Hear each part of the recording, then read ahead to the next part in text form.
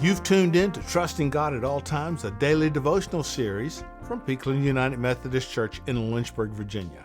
My name is Linwood Campbell. I'm the Director of Worship and Outreach, and today I'm filling in for Pastor John.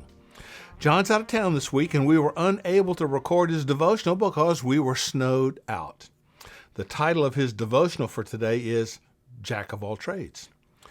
John says, have you heard that phrase, Jack of all trades and master of none? It has become sort of an insult, insinuating that a person is not very competent at anything.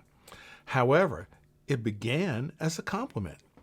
The phrase was originally used to describe a playwright who was always hanging around the theaters. The full phrase is, a jack of all trades is a master of none, but oftentimes better than a master of one. There are people nowadays who insist you have to be pretty much a jack of all trades if you want to be successful. In this age of technology where there's so much specialization, if you aren't able to do some of the work yourself, you might not be able to afford your payroll. Having said that, John says he found a story about American writer Kurt Vonnegut that piqued his interest. Self-described as a Christ-loving agnostic, Vonnegut disdains much of what we call Christianity and refused to ever label himself as such. Still, this story, at least to me, has a God element in it. When I was 15, Kurt Vonnegut wrote, I spent a month working on an archaeological dig. I was talking to one of the archaeologists one day during our lunch break, and he asked those kinds of getting to know you questions you ask young people. Do you play sports? What's your favorite subject? And I told him, no, I don't play any sports. I do theater. I'm in choir. I play the violin and the piano. I used to take art classes. And he went, wow, that's amazing.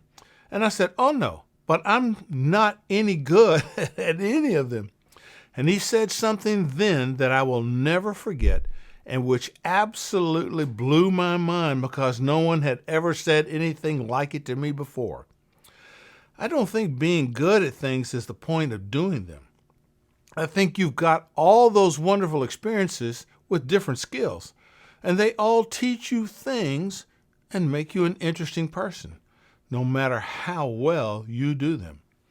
And that honestly changed my life, because I went from thinking I was a failure, someone who hadn't been talented enough at anything to excel, to someone who did things because I enjoyed them.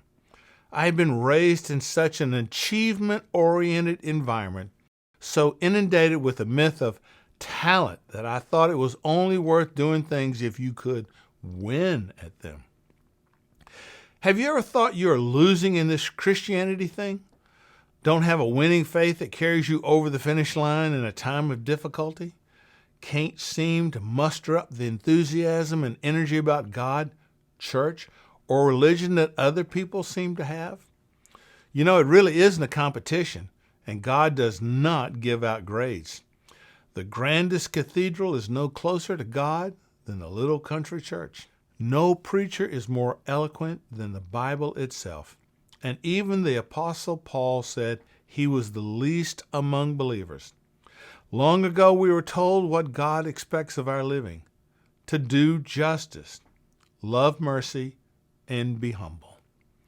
If those three things can find a place in your heart, you've got it. The rest is just following in the footsteps of Jesus. It isn't a competition. You really are good enough for God. You really are. As John would say, so let it be. Amen.